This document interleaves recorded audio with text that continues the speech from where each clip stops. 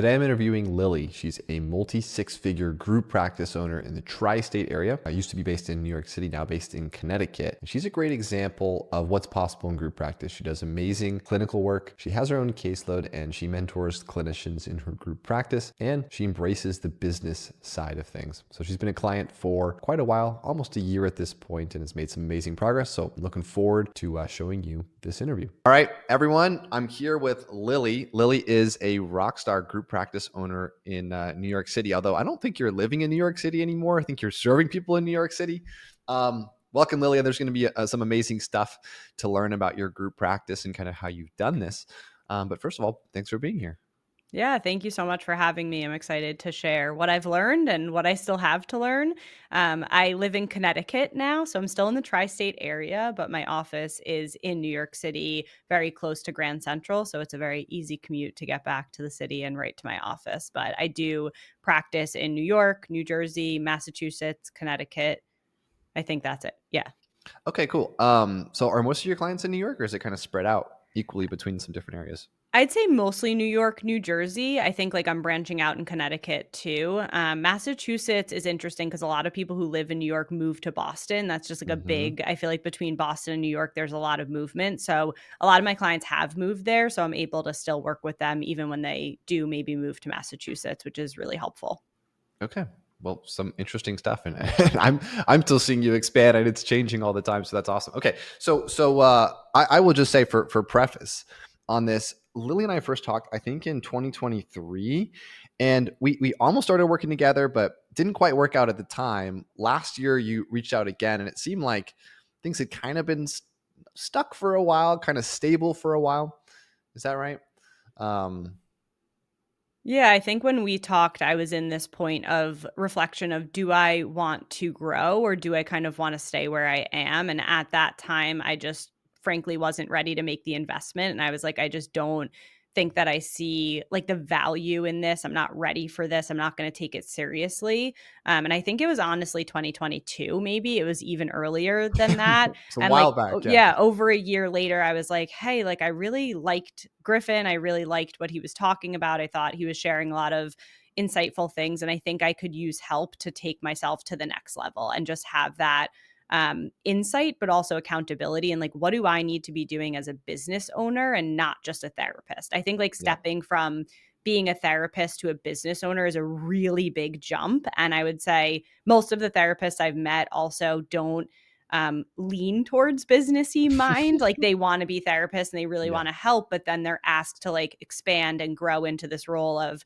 CEO. And that's like a totally different role that you can use your psychology background for that role. But I think it stretches you in different ways, or at least it stretched me in different ways. Yeah, it's a different thing, right? And again, growing at different stages, like having the first couple of clinicians to expanding the organization and hiring new people and building out systems. There's a lot of new skills to learn at every single level, and I think it's important thing to note that you said is like you have to be committed to growth, right? You have to be like, I want to grow because it's not easy. And the honest truth is you work very hard, Lily, at least from what I see.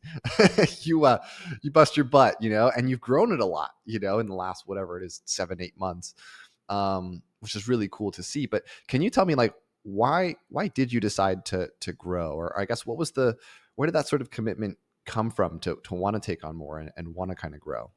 Yeah, so I think the biggest thing that challenged me was that I was full and I specialize in eating disorders, which is a really niche population that you really can't work with if you don't have the specialization. And I felt like I was getting kind of stymied by other providers saying, I don't want to work with that. I can't work with that. I don't know how to work with that. And I realized in order to reach more clients, I have to train other people to do this work really well so then they can go out and have their own practices or continue to be a part of mine so I can serve more people, right? Like I hit my limit with how many people I can see. And in order to serve more clients, you really do have to grow. So I think that was like the root of why I wanted to grow. I think I also have my own like financial goals for myself. And I think it supports both of those things, being able to train clinicians to do really, really good work with eating disorders. I also work with a lot of LGBTQ clients. And I think these are some marginalized populations that really need specific work. And I really like the idea of being able to train clinicians on the way that I work with clients so that there can be more good clinicians out there, because most of the calls therapy practices are getting these days are, I had a really bad experience with da da da. I had a bad experience with this therapist. I wasn't treated with kindness. I wasn't taken care of in the way that I want to be and should be. So I want to make sure that my therapists are taking care of their clients in that way. It also allowed me to offer more of a sliding scale, which is great because my rate is not something that everyone can afford. And I do offer some sliding scale spots, but having newer clinicians or people who are less experienced allows me to offer a more reduced rate, knowing that I'm still supervising them. I'm still involved in every single case that comes through the practice, but we can offer that kind of sliding scale rate, which is really helpful. Yeah, I think it's really important, that you recognize that you can only do so many sessions per week yourself, and I really believe in that too. That not every therapist is an incredible therapist, right? And there's a lot of experiences people have that make them, kind of wary of other people, or kind of they know they need care, but they don't recognize how quality it can be. Obviously, one clinical relationship can change somebody's life so much, right? But so many therapists put so much training into themselves, but maybe they have that desire to bring on other people, but they don't really know how to kind of go out and get started. Or they're fearful of bringing on other people. But I think if you're looking at impact, it's really the thing that can make you get more impact than you can put in putting 80 hours a week on clinical sessions yourself, right? So, yeah, that's something that's super cool. Are most of your clinicians associates? Are they more kind of fully licensed? How have you thought about sort of the people that you bring on, the sort of team that you've built? Yeah, so all of the clinicians on my team, well, I do have a student actually. So three of the clinicians on my team are fully licensed. They're LMSWs, which in New York State is a licensed master of social work. So they have their masters in social work and they are working towards their hours for their LCSW, which is the licensed clinical social work. Um, but like Okay. licensure. Yeah, yeah. And Mhm. I think most of them are wanting to pursue that. And you have like 3 year, you can do it in 3 to 6 years. You can get your hours and then apply for your clinical licensure. One of my therapists is going through that process now, but wants to stay on the team because she enjoys the team approach. She doesn't want to do the business aspect of it. And I think there's a lot of value in building a team that people want to continue to be a part of, even when they could go off and do their own thing. So I've looked at it as a training process for people who are LMSWs to work with me for 3 years. I'll give you really great training. I do all of the marketing, I do all of that for you. And at the end of the 3 years, if you want to start your practice, I'll be the first one cheering you on and hyping you up and getting you ready to do that and sharing whatever wisdom I do have around what I've done to make this practice successful.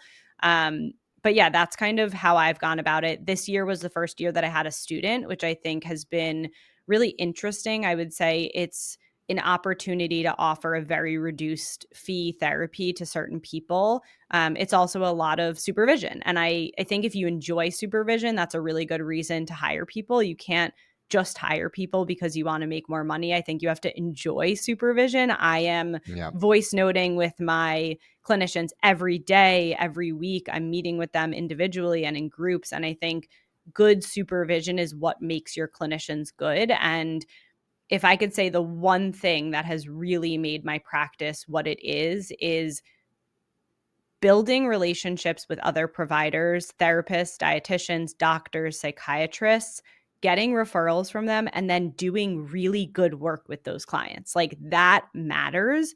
So if you're only hiring people to just maximize your profits, they're probably not getting the training that helps them do the best work with the client. So I think the most important thing is like doing really good work with the clients you do have so that that can lead to more referrals and more opportunities for connection.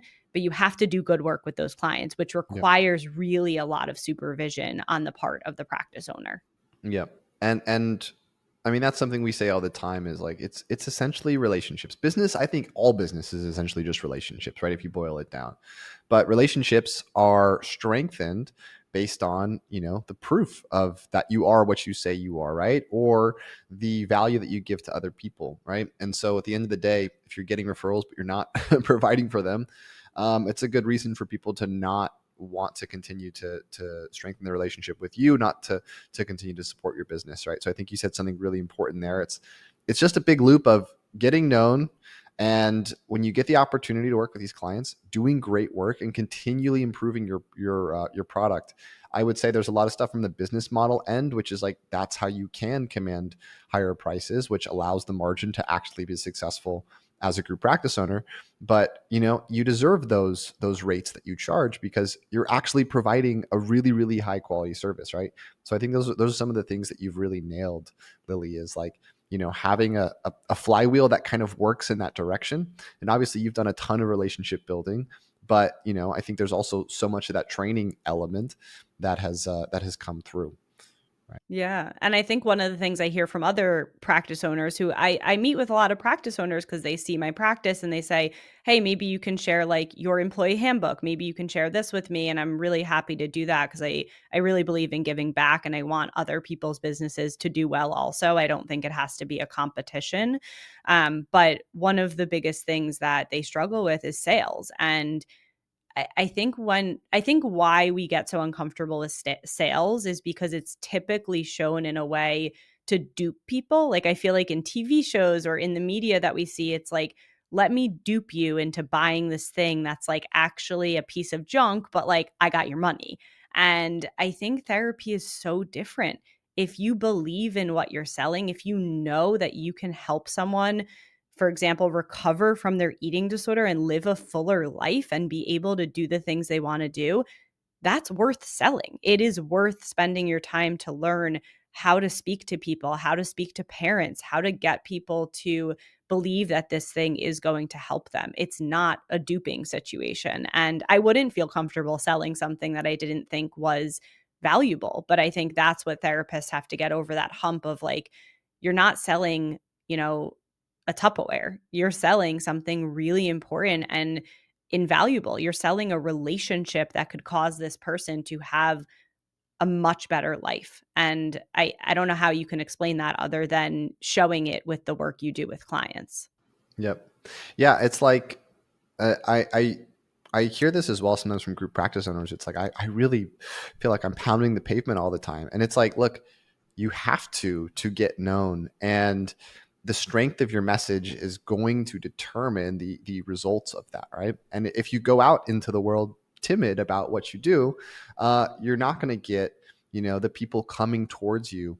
You have to be the first leader in terms of putting out that message so people after 6 times of hearing it start to turn their head towards you and move your way, right? But yeah, it's interesting with when I've worked with several hundred therapists, I've talked with several thousand, and like we talk all the time on our team about just money trauma, and just like charging money or imposter syndrome and all of these things that come up all the time that I think the frame you're kind of talking about is really important. It's like you have the duty to get past that so you can actually help people, right? Like allowing yourself to in some ways indulge in that fear is actually a barrier to people getting the help that they need, right? And for you being of the highest service possible towards your community, right? Did you ever have a problem with that, Lily, or is that something that you've just overcome, or were you naturally always just so confident? Tell me about that. Yeah, no, I definitely struggle with that. I when I first started, I had a business supervisor who really encouraged me to raise my rates. And I was like, no, I can't do that. Raising my rates is like, unethical. Like I really felt against that because I really want to help people. And I think to your point, by raising my rates, I actually could help them more. And it's a weird irony that people don't realize. When you raise your rates, you will show up in different ways. Like I always say, I text outside of session. Not everything's coming up in the 45 minutes we're in session, especially with eating disorders. Because my rate is higher, I can reduce my caseload and show up in text with clients. I can comment on the meals that they're having. I can be there to support them in a difficult moment. With my lower rate, I had to see more clients to make the amount I wanted to make. While you raise your rate, it frees up your time to show up in a different way. And I always share that with clients. Like, why is my rate this rate? Because you will also have access to me in these other ways. And I'm not saying other therapists should give access to themselves, but I think in eating disorders, it really is essential to also have the like coaching, texting component.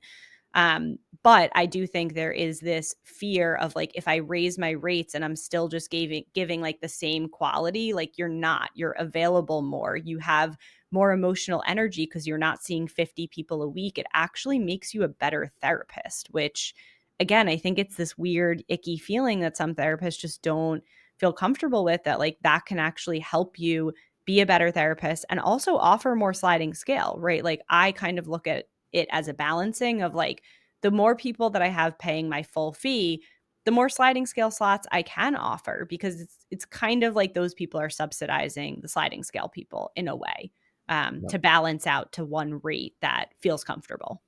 Yep. Yeah. An important lesson I've learned from one of my business mentors is something called incentives within pricing, right? And it's like whatever price you say, whatever your rate is, there is an incentive baked in. But as a really crazy example, like I've worked with clinicians that charge $50 a session, right? And they're just fresh out of grad school.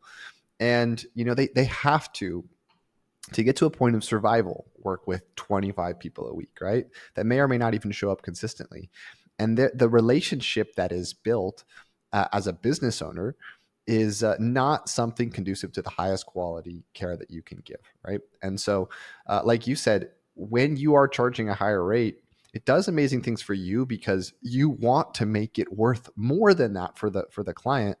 But in addition, we've also seen from clients so much skin in the game is a huge thing too, right? One of the craziest examples, I've worked with clinicians, have group practices that work with Medicaid, and the show rate to some of the sessions that they had was like 50%, which means almost 50% of people, even though they were getting this for extremely low cost or free, didn't even show up.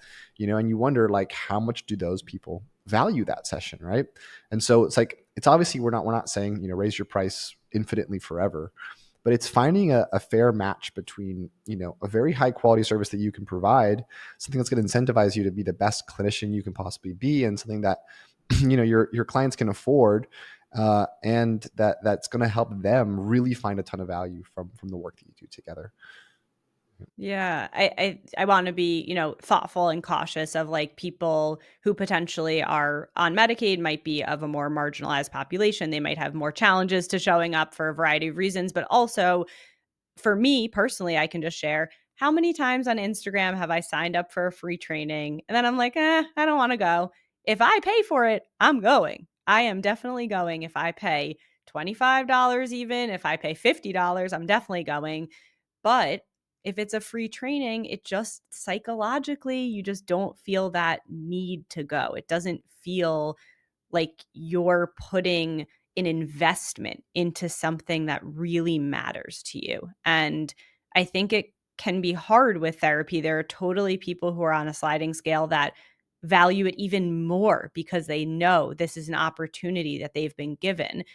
And then there's people who, are seeing my student for free and do 2 sessions and then are like, I don't need this, right? It's there is something related to when you've invested in something, you invest in it. That's what it means. You are actually invested not financially, but emotionally. And you've put that intention out there that you really want to work and change. And that's an important relationship to have with yourself, to say, am I really wanting to invest in this thing right now? Yep, 100%. Yeah, and there's a ton of nuance that we can say to that, right? And it is like if it's a sliding scale, but it's still something that people feel like they'll have a level of investment that someone who's super rich and putting $500 a session wouldn't feel, right? It's all relative to the person, but I really believe in that. It's important for the client on the other end to be invested in the relationship, in equal amounts to what the clinician is. Okay, let's move to kind of the more business stuff, right? Because obviously you have your own caseload, but you also run this group practice, and you've grown it pretty considerably, I would say, since the time we started working together. What have been the sort of business things that you've learned? We've talked about like scorecards and data. Tell us a little bit about like how you've leveled up as like a business owner, right? An entrepreneur in doing this. Yeah, so the first thing I wanna say is mindset, which is sort of what we were talking about before, like, just having the mindset to transition from, like, I'm in my clinician mode, and now I'm like, "Okay, also have to think about the company scorecard and the financials and, renting an office and navigating that and all of the taxes and details that go into kind of the finances and maybe, like, the structure of the business." But I think there's also the piece of like supervising. I think that's another important business aspect that is different than being a clinician.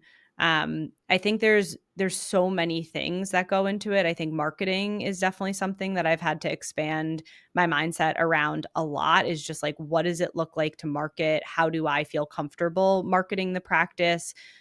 What have I done to get the practice in front of the right people? And it's maybe less of the like paying for Google ads, and there's more like nuanced ways to do that.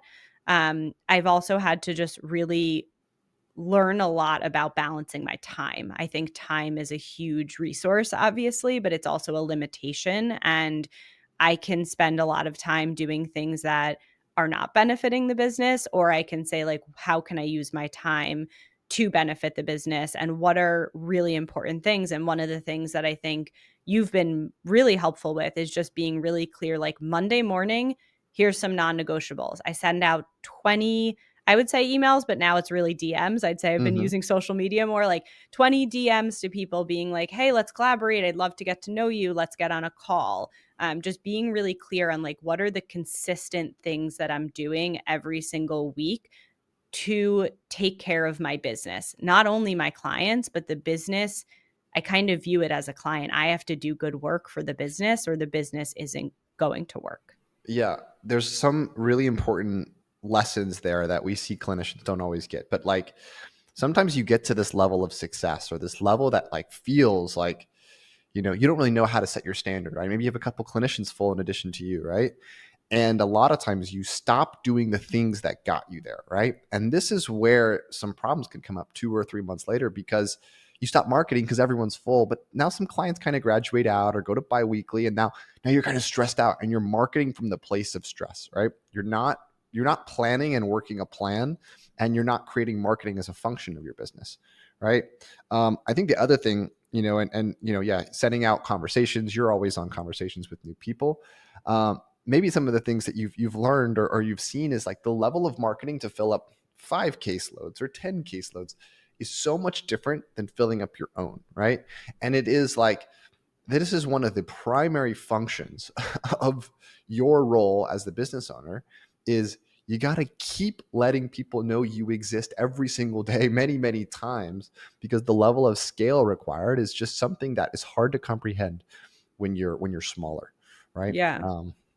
Totally. I think consistency is huge, and that's what you're bringing up. It's like it's not one of those things where you set it and forget it. I think it's something that you have to nurture. And I'm sure there are practices that get to a point where it's like set it and forget it and you have these, standards of practice, but I do think at least in the beginning you really need to nurture it. And I've actually been able to take a little bit of a step back. I have delegated a little bit. I think that's something I also had to work on my mindset around. I have an amazing assistant now who's really helping me. And what's so great is I'll have an idea and I'm like running around like a chicken without a head. And I just shoot off a text to her and I'm like, hey, can you, make this happen? And I think before I would have just had that idea and then been like, oh, I don't have time. I'm not going to do it. Like now I can have really amazing ideas and someone else can execute them, which I think is huge for business. And that took me a long time to kind of let go of. I didn't let go of that piece and I've been letting go. The one thing I forgot to mention, which is huge, is hiring.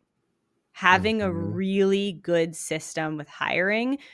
I've had, I would say, 5 clinicians total that have worked for me over the course of my practice, and I've learned so much about my own hiring style and how I hire people. I like to have no less than 3 interviews. I think that's essential to me. The first one is a phone screen. The second one is a virtual Zoom call where I'm asking questions, I'm sharing about the practice, And the third one is an in person meeting where I am asking clinical questions in my office. So, not in Starbucks, not in a public place. I am specifically asking if a client came in and said X, Y, and Z, what would you do? I need to see what the clinician looks like in the session. Do they seem comfortable? Do they seem confident?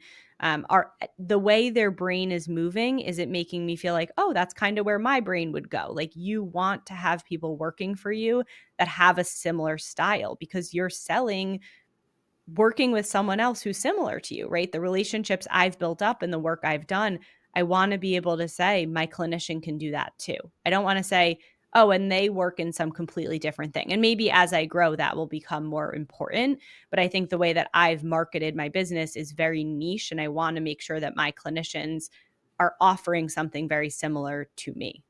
Yeah. And I will just say, like, put a pin in that too. Like, hiring is the most important thing for every single role in your business. All that a company is it's a group of people, and the quality of those people determines the quality of the company. So yeah, it's something that, when we see new people try to build a group practice, they're like, okay, I just got to hire someone. It's like, no, no, no. You don't just need to hire someone. You need to hire someone who's going to fit what you need for your business right now, right? And yeah, I would recommend that. I recommend getting 10 interviews scheduled from people, so 10 total applicants, right? And from that, maybe you only choose a couple to interview, and then you have multiple rounds of interviews, because you need to make sure they fit the style, the skill set, but also your values, how you want the work ethic to be, that they fit the compensation structures. So there's a lot that goes into it, but when you do it well, you don't have to redo it 6 months later, right? And you find those people that can stay. But those same principles can obviously apply to your assistant and other people that can work with you. And I think one of the things to say is, I was talking about, you really got to pound the drum for your business and marketing, but as you found with your assistant, like, you can hand over a lot of that responsibility to other people over time. And so, like, the business as entity needs to do that marketing, but it doesn't have to be you one-to-one effort in order to do that, right? There's ways that we can create leverage that get that out in front of more people. So it sounds like, from the hires you've had on your clinicians and your admin, you've built something that really supports you and serves you to a high level right now. Yeah, no, I feel really proud of what I've built and what I am building because I think there is still growth to be had. And I'm hopeful to continue expanding in certain ways. And yeah, I think I've learned so much about what really needs to be me. And part of that is actually networking, being with the people. Setting up the meeting doesn't have to be me, but I need to actually show my face and I want to be on those calls. I want to be in conversation with people. I want to host networking events, which is something I've started doing at least monthly, if not more, where I'm just like, hey, I'm going to be around at this coffee shop. Come hang out. And I think clinicians are really looking to connect. And I think it's super important to give back to your community. So this year I've started something called Recovery Supper Club, which is a dinner for clients actually to come and have fun and feel connected to other people who are in eating disorder recovery. And it's completely free. And I think it is important to give back to our communities in that way. Again, the price that I'm charging for my sessions allows me to show up for my community. That is what allows me to show up. I want to and I can because of that. So I feel really passionate about hosting events, showing your face in person, taking time out of your day to be available to other people just for fun, but also to talk about the business, to share what's going on with your business. So I think those are some of the other things that I know I want to be a part of versus um, updating the website and working on my SEO. Like, that just doesn't feel like something that matches my capabilities and is going to be beneficial to use my time on. So I think there's things that I've been more comfortable delegating, whereas networking feels like something I really want to own. Yeah, which I think is important, right? You're the strongest figurehead for your business. As it develops, though, obviously, yeah, you can have other people that you kind of bring up into those roles that you sort of coordinate or associate with your phase two. So there probably is ways that you can continue to expand that. I would also, say that's such an important thing. I really believe in. I've done that in Austin, is like in-person events, in-person places that you bring people together that allow for new people to be invited into your circle, right? I think you've done that really well with events, and we've talked about, some ways that you've kind of continued to develop it, stayed consistent with it, that I think is really huge too. Okay, I do want to switch into, what is for the future, and I guess just from your perspective, maybe this is something we can continue to talk about, but where you feel like the parts are that you need to kind of grow a little bit? What are the parts you need to maybe let go or delegate as you're looking at the next level of growth? Yeah, I guess what's next for you, or what are you kind of feeling like is important? Yeah, I think just one last thing I thought of that is important for business that I think you've really helped with is the SOPs, or I think it stands for Standard standard operating operating procedures. procedure process. Yeah. Yeah. But I think that's something I've really worked on over the last, honestly, 6 months, is just like using the tools that are available. So, like, I am no longer going back and forth in email with people. I have a Calendly link, book with me. Like, here's my link. I have all my clinicians' links on their website, on my website, where you can just book directly with them, which I think has made things so much simpler and easier. Just knowing you actually can book a call and talk to someone immediately, and not have to email back and forth 100 times. So things like that, I think you've also helped me just realize, like, you're making this harder on yourself. There is a simplification for this and you can do it. You just need a process and a procedure around it. So that's something that's been helpful. And as I grow the business, I think I need to get even more like comfortable with procedures. Like, this is just a easier way to do this. It benefits the client, it benefits the clinicians. Here's how I can take myself out of it. I don't need to get on the phone with every single person who comes through the practice anymore, because I've trained my clinicians on how to do a really good PNC call. That's what we call a potential new client call. They've been trained, they've practiced it, they know how to do it, they can handle the financial conversation, they can take care of all of those pieces. I think when I first started, I was like, well, I don't want them to have to say the fee and like deal with that. It's like, but that's an important clinical skill for them, especially if they're going to open their own practice. So that's a really important way that I've taken myself out of it, which has been really helpful, not only for me, but for the clinicians to kind of own their cases too. So looking forward, I think I would really like to have 5 full-time clinicians. So right now I have 3. I feel really proud of that. I'm hoping to hire someone new in May and continue that process of hiring, maybe one more person 6 months from then.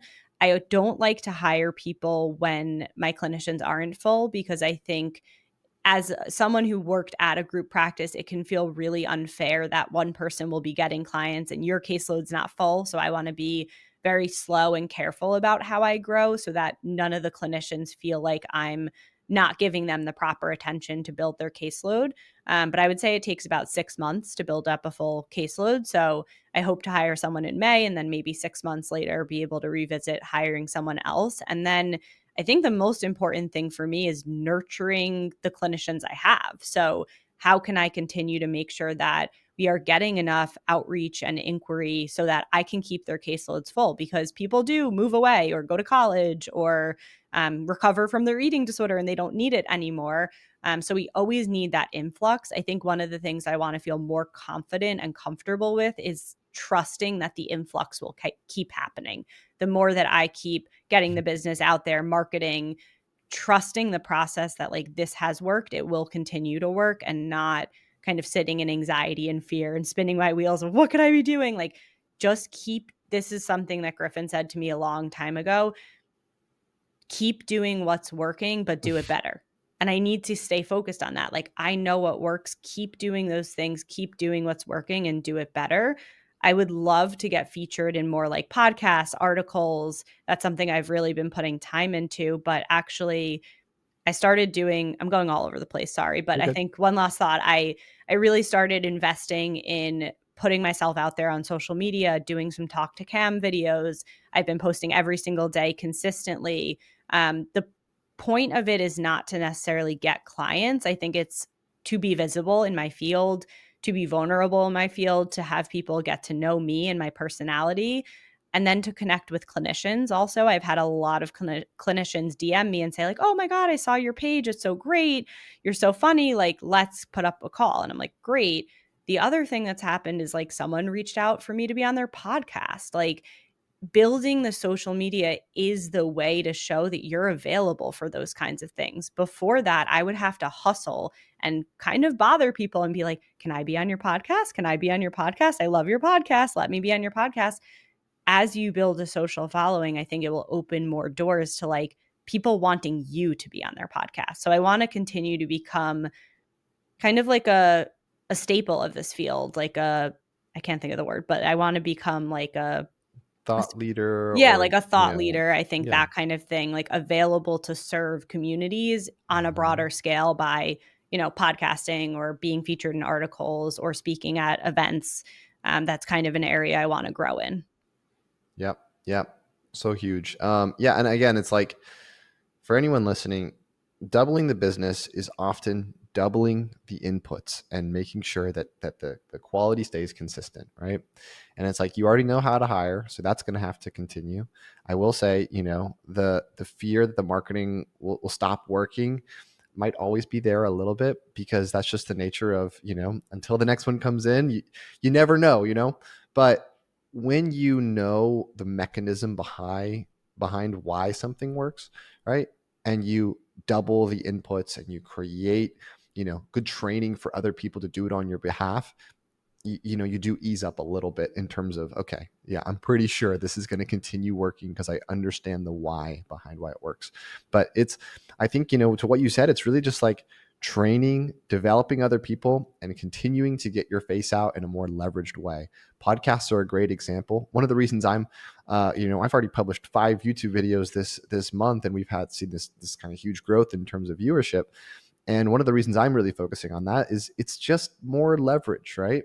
And you don't have any more time within the day, but you can apply more leverage. You can do more higher leverage activities. So yeah, the work you've put in on social media over the last maybe it's been 6, maybe it's been a year or something, you've started to be like very, very consistent on it, is something that will continue to compound in ways that you can't quite understand yet. So yeah, you just got to kind of ride the wave, and keep doing the things that work. It's so funny because it's such a hard lesson for us to understand, but you have to just do it more and do it better.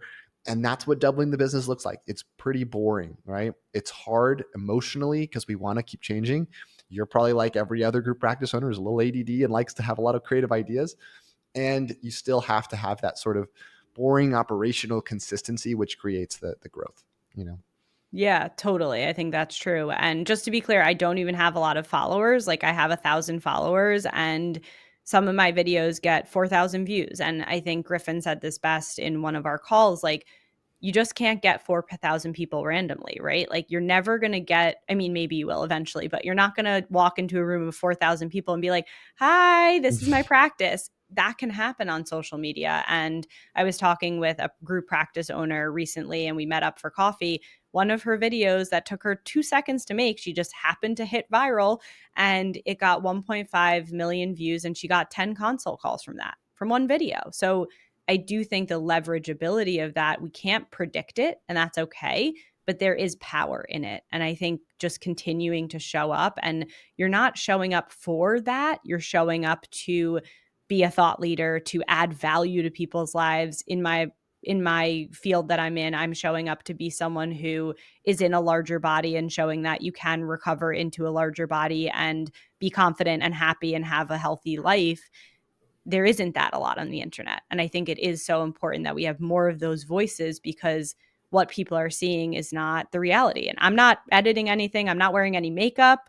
I'm just like putting the videos out exactly as they are. It's like me eating a cookie. That's really what I've been doing. I'm not trying to be something I'm not. And I think that's where social media can get really dangerous. But, anyways, going into a tangent there. No, you're good. I could talk about what I've learned putting out content too, but it really is that it's the hard part is in doing it consistently. The hard part is learning what your voice is, right? And when you look at what other people do on social media and you just try to copy completely, you end up seeming inauthentic, and inauthenticity does not spread, right? And so it's like you just have to be you more in a more leveraged way, right? And so yeah, like trying to take the mask off and just do it. And also understand, I think what's important is that you could probably speak to when you just first started, like you probably didn't get as much traction as you're starting to get now, right? And there's almost like this faith in just like, if I keep doing the thing, I will start to see something happen, right? Where you don't aim to get viral. I'm going to get the next one go viral and get 10 consults. It's like, I'm just going to present myself in a way that I would like to present myself. And I'm going to use this as a tool for connection, right? And you keep that, and I'm going to get a little bit better. And then a year later happens, and then you're surprised at what happens, right? But there's a lot of, yeah, I think the thing you initially said, mindset, is just so important. It's perspective, right? It's perspective at every level that we have to match correctly so that our actions and behaviors follows in the way that our business needs.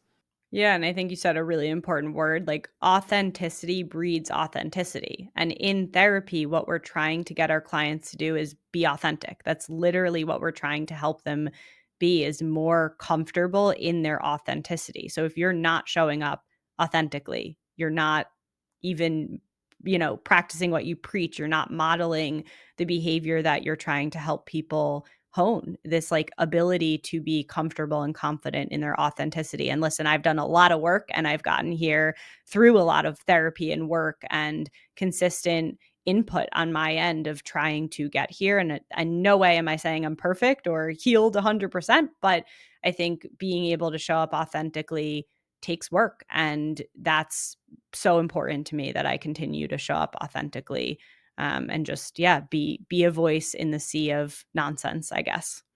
100%. Well, you're doing a great job. Well, Lily, I'll wrap it up here. It's been wonderful to have you. I don't know if you want to say your Instagram and people want to follow along with you, or connect. Lily is obviously in the tri-state area, but if you're a clinician watching kind of in that time frame or in that space, Lily, how can they find you? Yeah, totally. So my Instagram handle is Thrope Therapy, just my last name, THROPE Therapy, LCSW. My website is thropetherapy.com, or my name, lilythrope.com. They all go to the same website. If you want to email me, also feel free to email me. Maybe you can put it in the description, but my email is lily, Lily, at thropetherapy.com. I'm truly open to talking to anyone. And I actually do a lot of calls with clinicians where I just share what I've learned, because I don't think I need to gatekeep this information in any way. So, yeah, feel free to reach out to me if you're a clinician who wants to learn more about growing a practice. DM me. I'm really responsive on there. And if you're a client, obviously looking for support, then reach out to us, because we would love to talk to you. Sounds great. All right. Thank you. Thanks.